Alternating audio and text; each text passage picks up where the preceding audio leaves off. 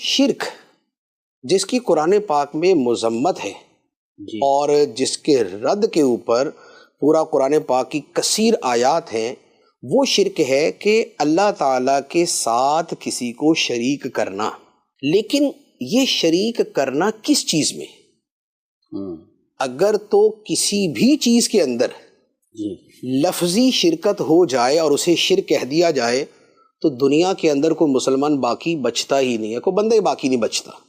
مثال کے طور پہ عربی کے اندر میں زندہ ہوں تو میں اپنے آپ کو کیا کہوں گا؟ انا حی۔ عربی کے اندر میں کہوں گا انا حی، آئی ایم الائیو، انا حی۔ اور حی اللہ تعالیٰ کی بھی صفت ہے، ٹھیک ہے نا؟ اللہ لا الہ الا هو الحی، تو حی اس کی بھی صفت۔ اب اگر لفظ حی بولنے سے ہی شرک آ جائے کہ جو لفظ اللہ کے لیے استعمال کیا گیا وہی بندے کے لیے استعمال کرنا شرک ہو جائے تو دنیا میں کوئی زندہ اپنے آپ کو زندہ ہی بولے گا، مردہ تو بولنے سے رہا، ٹھیک ہے؟ تو لہذا اس کا مطلب یہ ہوا کہ شرک کا معنی یہ نہیں کہ کوئی بھی صفت جو اللہ کے لیے ثابت ہے اس لفظ کا اطلاق اگر مخلوق پر کر دیا جائے تو شرک ہو جائے، ایسا نہیں۔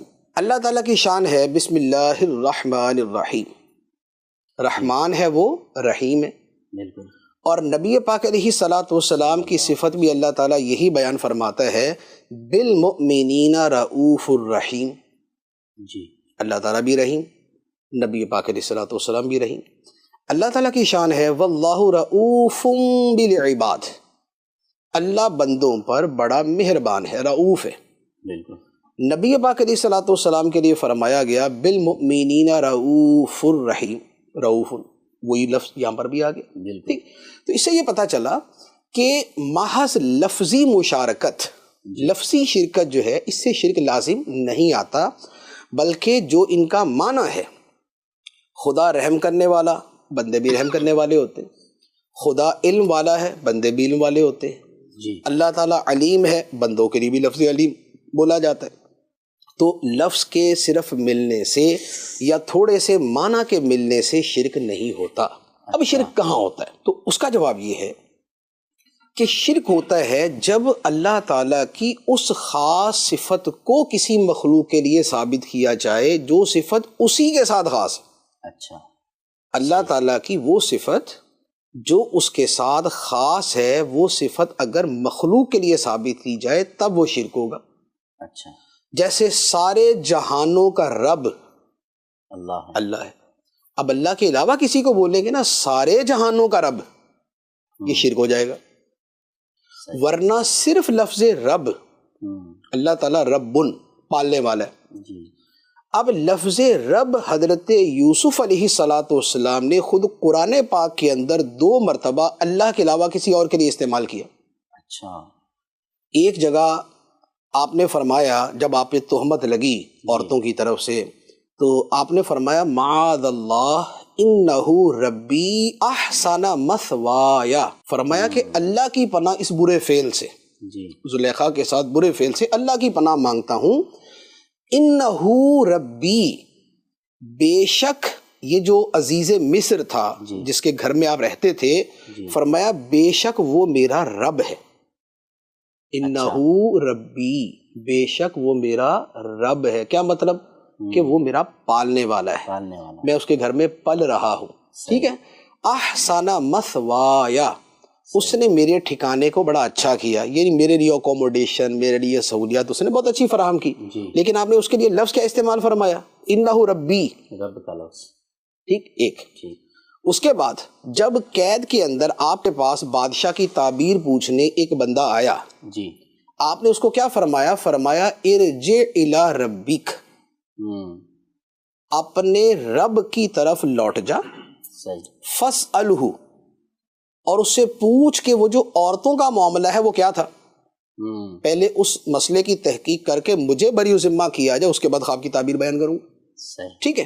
تو اب آپ نے کیا فرمایا؟ ارجع الی ربک، وہاں فرمایا میرا رب، یہاں فرمایا تیرا رب، تو کیا مطلب؟ شرک ہو گیا، معاذ اللہ۔ اللہ کے نبیوں سے زیادہ، اللہ کے نبیوں سے زیادہ تو توحید کو اور شرک کو سمجھنے والا کوئی نہیں۔